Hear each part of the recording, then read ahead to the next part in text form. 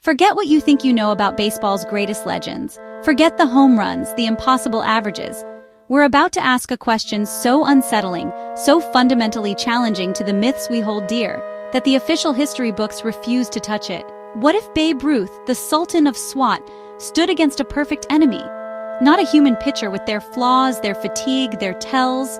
No, what if he stood against a machine, calibrated for absolute unfeeling perfection? A machine that throws a consistent 105-mile-per-hour fastball, then a truly unhittable, razor-sharp curveball every single time. Today, we're not just analyzing a game.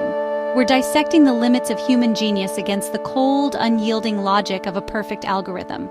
By the end, you'll see these legends in a way you never thought possible. Let's establish our champion, Babe Ruth, a titan. His swing a force of nature, his legend unparalleled. Against human pitching, he was a god. His stats are almost alien. He mastered the human element. But the game has changed. The human element, removed. Our adversary, the Kronos pitching machine. This is an engineering marvel.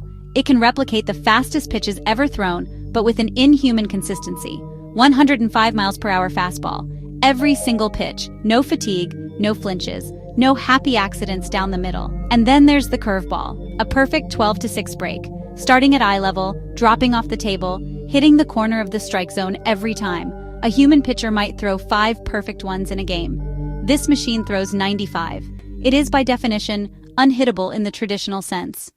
Now let's talk about the cold, hard physics. A 105 miles per hour fastball covers 60 feet 6 inches in roughly 0.38 seconds.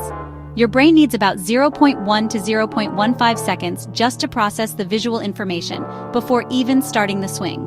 That leaves a hitter with maybe 0.2 to 0.25 seconds to react, decide, and execute. Against a human, a hitter picks up subtle cues. Body language, arm slot, grip. The Kronos machine, it has no tells. It's a black box of kinetic energy. The margin for error here isn't slim. It's virtually non-existent. For years, the narrative has been about power versus precision.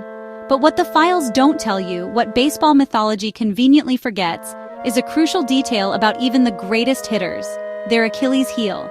Every hitter, even Ruth, had a weakness. A pitch they couldn't quite square up consistently. For Ruth, it was often an outside breaking ball. Against human pitchers, these were exploited occasionally. Against the machine, these are not weaknesses. They are programmed failure points. The machine knows this. It doesn't guess.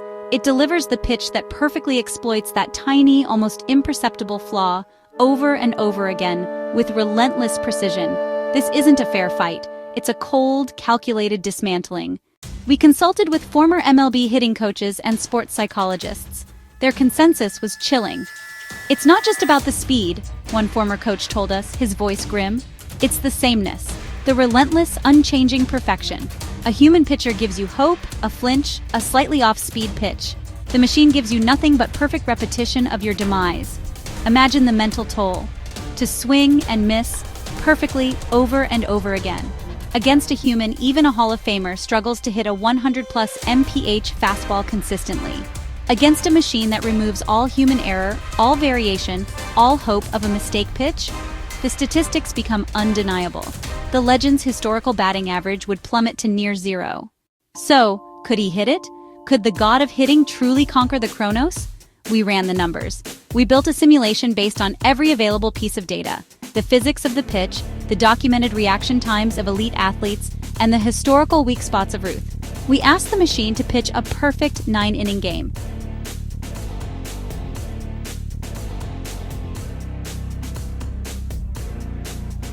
The result was not a close game.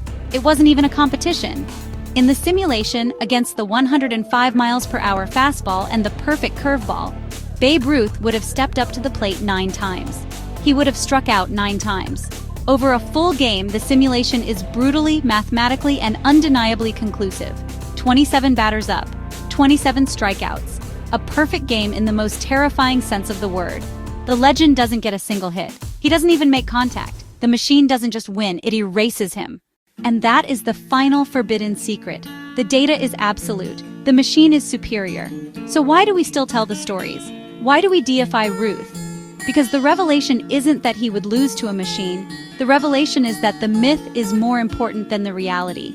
The official story isn't a lie. It's a necessary fiction. We don't celebrate them because they were perfect. We celebrate them because they represented the absolute peak of human potential against other humans. Their legend isn't meant to hold up against the cold logic of a machine. It's designed to inspire us, to give us a target for our own imperfect human ambitions. The machine gives us the truth, but the legend gives us hope. And humanity has always chosen hope over truth. The simulation is closed. The data is final. Man cannot beat the perfect machine in this arena. But this opens a new, more important investigation. The machine won the game, but the legend survives.